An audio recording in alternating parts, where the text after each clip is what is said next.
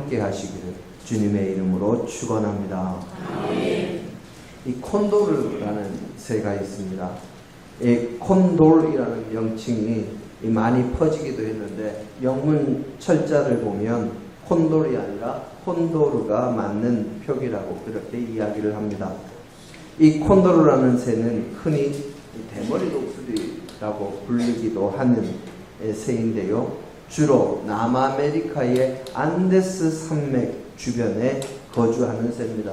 그런데 이 새가 크기가 대단합니다. 날개를 펼치면 그 넓이가 3m가 넘는다고 합니다. 그러니까 사람의 2배에 가까운 그런 크기가 되지요. 그리고 몸무게 자체는 수십 킬로가 된다 하는 이야기를 듣습니다.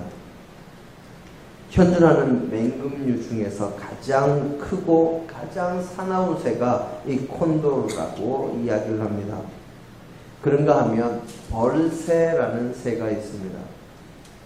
이 새는 새 중에서 가장 작은 새라는 타이틀을 차지한 새로 크기는 기껏해야 한 5cm 내외,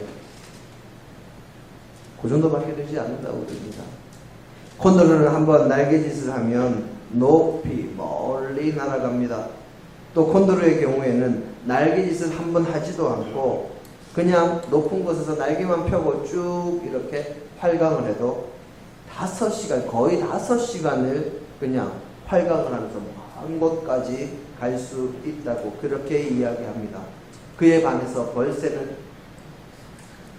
1시간이 아니고 1초에 80번을 날개짓을 해야 된다고 합니다. 이처럼 콘도르와 벌새 사이에는 그 덩치만큼이나 서로 다른 점이 많은데 가장 흥미를 끄는 두 새의 이 차이점은 바로 그 새들이 먹는 먹입니다. 콘도르는 아까 뭐라고요? 독수리 종류라고 그랬습니다. 그러니까 독수리는 주로 무언가를 사냥하기보다는 죽은, 동물들이 죽은 시체를 뜯어먹는, 여기저기서 썩고 냄새나는 사체만을 찾아다니는 새이고, 그렇게 부패한 시체들만 찾아다니다 보니까 이 몸에도 여러 가지 균이나 좋지 못한 것들이 많아서 사람이 가까이 하기 어려운 새라고 이야기를 합니다. 그런데 벌새는 그 이름에 벌이라는 이름이 있는 것처럼 꽃을 찾아서 날아다니고 꽃 속에 있는 꿀을, 벌처럼 꿀을 따서 먹는 그런 새라고 그럽니다.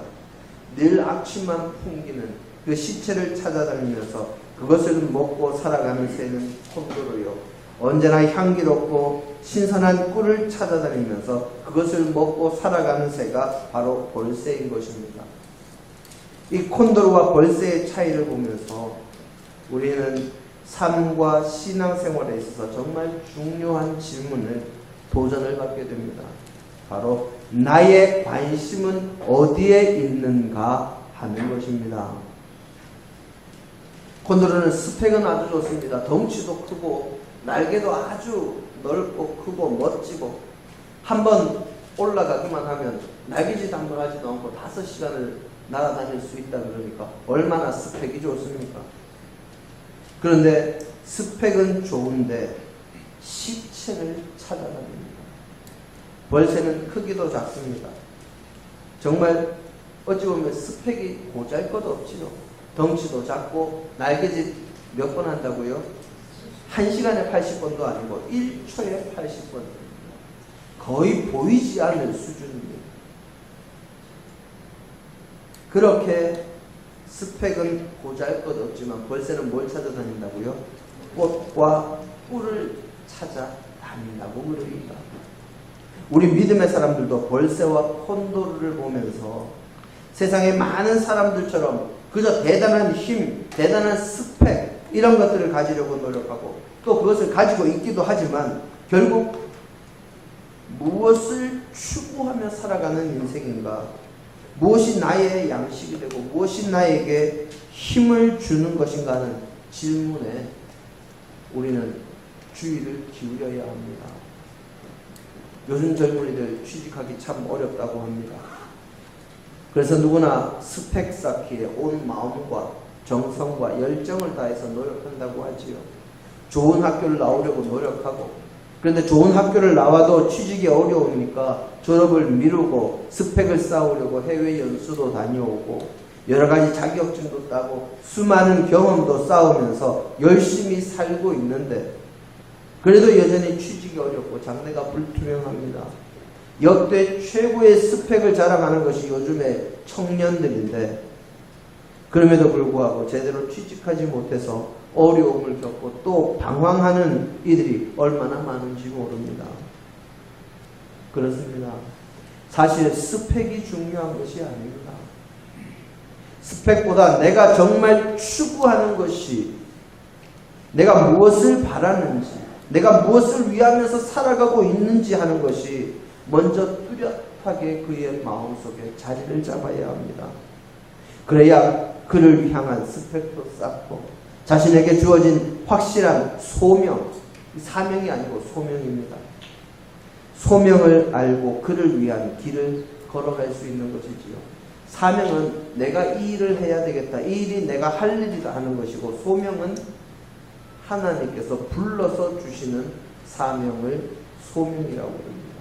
사명과 소명은 좀 다르지요. 성경은 이렇게 이야기합니다.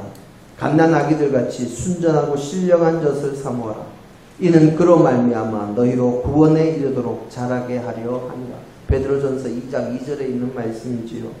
콘도르처럼 세상에 썩어질 것을 바라보면서 썩어질 것들만, 세상의 것들만 찾아다니지 말고 세상의 것을 추구하지 말고 오직 천지와 만물을 창조하시고 주관하시는 그 하나님을 바라보면서 언제나 하나님의 말씀을 양식으로 삼고 살아갈 때 꽃을 찾아다니는 이 벌새처럼 스펙은 좋지 않고 보기에는 보잘것없어 보이지만 차라리 그것이 더욱 좋은 삶과 지혜, 구원에 이르게 하는 은총을 얻게 한다 하는 것입니다. 하나님의 말씀을 찾아다니는 것이 그렇게 할 때 우리의 삶이 나아갈 바를 보게 되는 것이지요. 오늘 우리의 본문 말씀은 예수님의 공생의 사역 가운데 아주 초기 사역에 해당하는 시기의 사건을 기록한 말씀 가운데 일부입니다. 예수님께서 세례 요한에게 세례를 받으시고 성령 충만하셔서 성령에게 이끌리셔서 광야로 가십니다. 그곳에서 40일 동안 금식하시며 아주 성령 충만한 가운데 하나님과 교제를 나누시고 사탄에게 시험도 당하셨지만 말씀으로 이겨내시고 당신이 자라난 곳 고향으로 가셨습니다. 다 아시다시피 그곳에서 예수님께서 배척을 당하십니다. 마을 사람들이, 예수님이 자라난 마을 사람들이 예수님을 그 동네가 건설된 낭떠러지 위에까지 끌고 올라가서 밀어 떨어뜨리려고 했지만 주님께서 그들 사이를 지나셔 가셨다고 누가복음 4장 30절에 기록하고 있지요. 그렇게 배척당하시고 그리고 갈릴리 여러 곳을 다니시면서 제자들도 부르시고 하나님 나라와 복음을 전하시기도 하시면서 많은 병자들을 고쳐주셨을 뿐만 아니라 귀신 들린 자에게서는 귀신을 쫓아내시고 또 수많은 장애를 가진 이들은 회복시켜 주시기도 하셨습니다. 그 후에 예수님께서 게네사렛이라는 지역에, 이 갈릴리 북부 지역의 평야 지대를 게네사렛이라고 그렇게 부릅니다. 그곳 지역의 한 동네에 들어가 계셨을 때 일어난 일이 바로 오늘 우리의 본문의 말씀입니다. 예수님께서 한 동네에 들어가 계시는데 온몸에 머리부터 발끝까지 온몸에 나병이 들린 사람이 예수님을 보고 그 앞에 엎드려서 주님께 간구하기를 이렇게 간구합니다. 주님, 원하시면 나를 깨끗하게 하실 수 있나이다. 그렇게 주님의 도우심을 구합니다. 주님 앞에 엎드려서 주님께서 원하시면 자신을 깨끗하게 하실 수 있다는 이 말은 주님의 능력을 믿는다는 말이요. 일반인들이 사는 마을에서 살지 못하고 외진 곳에서 거주해야 하는 이 나병 환자가 동네에 이미 들어가 계시는 주님 앞에 나왔다 하는 것은 그것만으로도 이미 주님만을 믿고 주님만을 의지하는 모습을 드러내 보여주는 것이지요. 그런 그의 믿음을 보시고 그의 어려운 사정을 아시는 주님께서 그에게 손을 내밀어 그의 몸에 대시면서 말씀하시기를 내가 원하노니 깨끗함을 받으라 하고 선포하셨습니다. 주님의 선포하신 말씀 그 한마디에 나병 환자의 온몸에 들어있던 나병이 순식간에 떠나고 나음을 입었습니다. 주님의 손길이 닿고 주님의 말씀이 선포되자마자 나병 환자의 몸에서 모든 사람들에게 꺼리낌이 되는 나병이 떠나고 온전한 새 사람으로 거듭나게 된 것이지요. 나병 환자는 예수님이시라면 자신의 천형도 온전히 고치실 수 있다. 오직 주님만이 고치실 수 있다 하고 믿는 마음으로 주님의 손길, 주님의 말씀을 간절히 기다리고 마침내 주님의 손길과 주님의 말씀에 나병이 온전하게 낫는 놀라운 역사가 일어난 것입니다. 진짜다 아니다 하는 여러 가지 설이 있는 식물이 하나 있는데 아프리카 초원에서 서식한다는 유츠프라카치아라는 이 식물입니다. 이 식물은 사람들이 이 식물이 진짜다 아니다 여러 가지 이야기들이 합쳐져서 와전됐다 하는 식물인데 미모사의 일종입니다. 미모사가 뭔지 아시지요? 신경초라고도 부릅니다. 평소에는 잎이 아카시아처럼 이렇게 줄기를 기준으로 여러 잎이 쭉 이렇게 펼쳐져 있는데 사람이 손을 탁 대면 어떻게 됩니까? 싹 금방 오므려듭니다. 이 미모사인데 유츠프라카치아라는 식물도 그 미모사의 일종이라고 합니다. 그런데 이 유츠프라카치아라는 식물에 대해서는 잎을 만지면 미모사 종류니까 똑같이 이렇게 탁 오므라드는데 사람이 한 번 만지고 나면 이 식물은 그냥 잎을 탁 붙이고 그냥 끝나는 것이 아니라 시들시들하고 죽어버린다는 것으로 유명해진 식물입니다. 사람이 한 번 만지면 잎을 접고 있다가 일반적인 미모사는 잎을 접고 있다가 시간이 지나면 다시 펴는데 이 유츠프라카치아라는 식물은 만지면 접고 시들어서 죽어버린다니까 참 신기합니다. 이런 식물은 희귀종이요. 또 사람이 만지기만 하면 죽으니까 희귀종이라 보호하기 위해서 접근 금지 식물로 지정이 됐다고 합니다. 그런데 학자들이 이 식물을 보존하기 위해서 여러 가지로 연구한 결과 놀라운 반전이 드러났다 하는 이야기가 있습니다. 이 식물은 한 번 만지고 그냥 두면 그대로 시들시들해서 죽는데 한 번 만지고 그냥 두는 게 아니라 계속해서 사람의 손길을 타면 오히려 그냥 놔둔 것보다 더 잘 자란다고 그럽니다.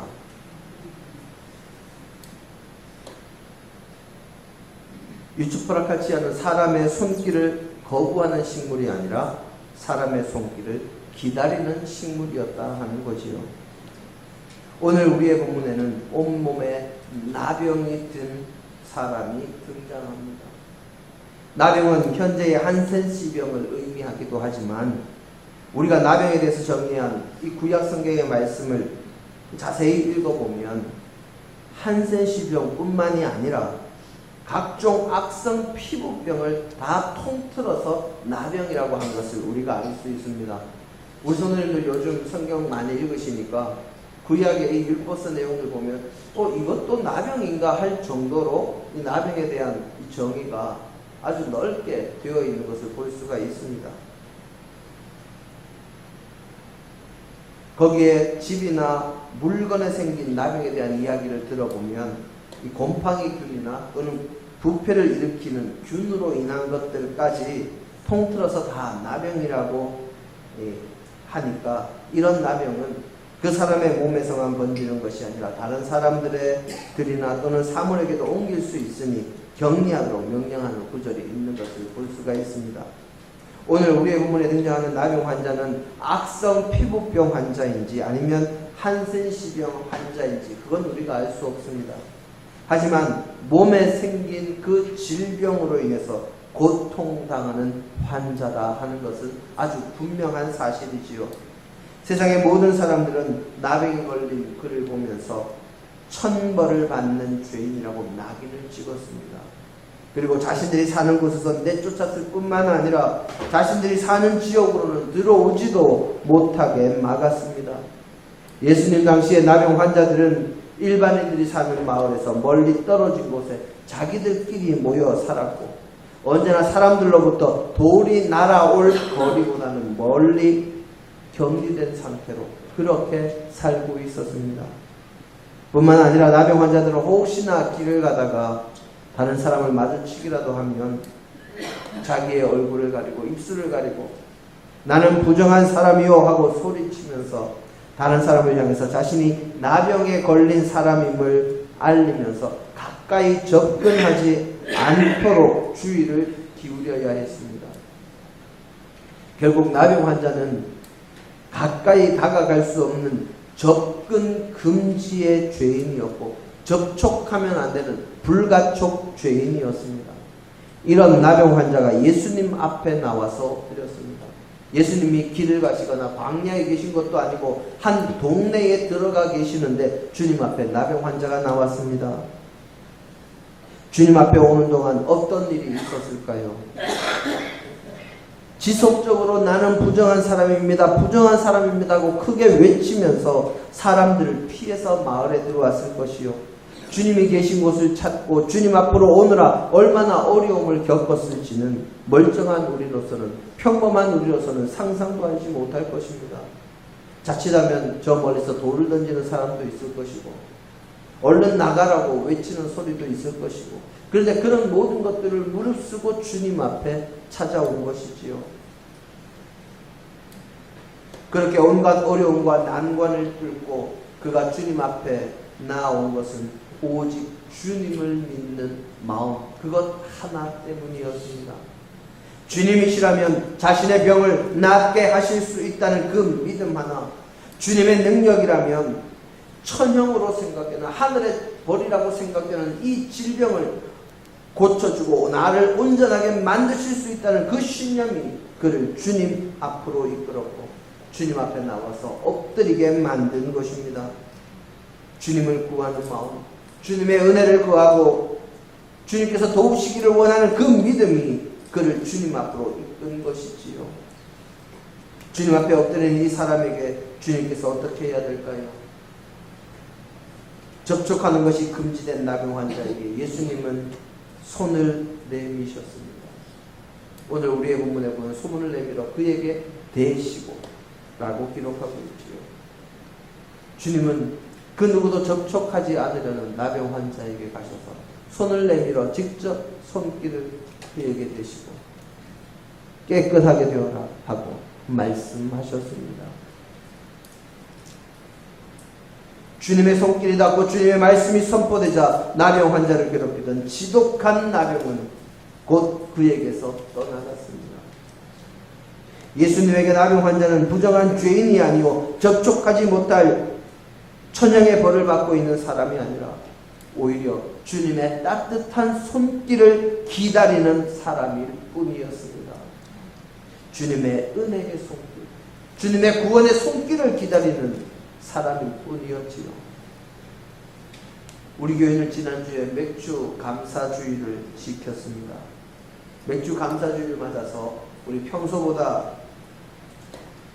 우리 교회 식사가 늘 풍성하지만 맥주 감사주일이라고 지난주에는 더 풍성하게 또 더 맛있는 것으로 해서 함께 식사를 나누고 함께 기쁨을 나누고 하나님의 말씀을 암송하고 함께 하나님을 찬양하고 기쁨을 나누는 행복한 시간을 가졌습니다.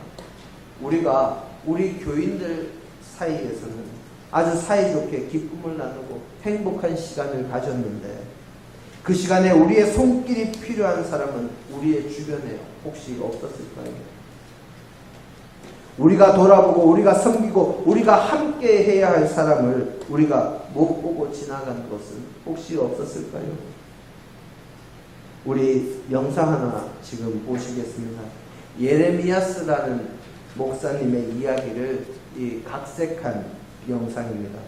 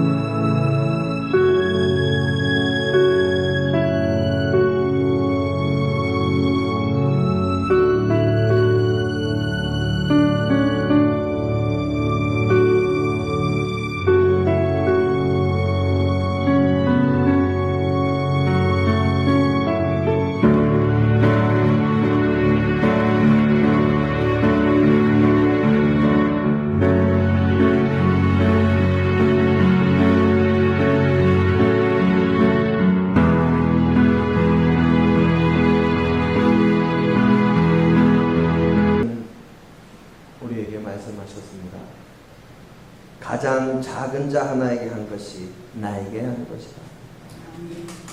주님은 누가 나의 이웃이 되겠는가 하고 묻는 율법학자에게 누가 강도 만난 사람의 이웃이 되었는가를 물으십니다. 강도 만난 사람에게 이웃이 된 사람은 율법학자도 아니었고 제사장이나 바리새인도 아니었습니다. 오히려 유대인들이 미워하고 증오하던 사마리아인이 그를 도와주었고 그를 도와준 사람이 그의 이웃이 되었지요. 그 이야기를 하시고 주님께서는 가서 너도 이와 같이 행하라 라고 말씀하셨습니다. 사랑하는 성도 여러분, 예수님께서는 나병 환자의 몸에 손을 대시며 그에게 깨끗함을 받으라 하시고 당신의 손길을 내어 주셨습니다. 우리는 우리의 손길이 필요한 것을 혹시 외면하고 있지는 않습니까? 우리가 세상의 것, 세상의 물질, 세상의 권세, 세상의 명예만을 추구하면서 그것만을 향해서 나아간다면 그것은 겉으로는 보기에 좋고 겉으로 덩치는 크고 스펙은 좋지만 썩은 고기를 탐하는 콘도르와 다를 바가 없습니다. 잠시뿐인 세상, 썩어질 세상, 지금 우리가 그곳에 발딛고 살아가고 있지만 세상적인 것, 그것만을 바라보며 그것만을 향해 나아가는 사람이 되지 않기를 간절히 소망합니다. 그리고 우리 주변에 우리의 손길이 필요한 이들에게 우리의 손길을 나누며 영원한 하나님 나라를 향해 나아가는 믿음의 자녀들이 되기를 우리의 구주가 되시는 예수님의 이름으로 축원합니다. 함께 기도하십니다.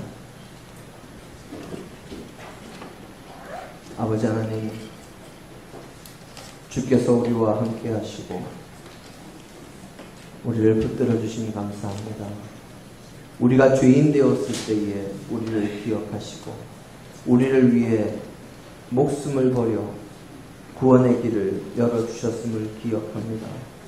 주님께 감사하며 우리끼리만 기뻐하고 즐거워하기보다 진정으로 우리의 손길이 필요한 곳, 주님의 손길이 필요한 것을 찾아갈 수 있는 저희가 되게 하여 주옵소서.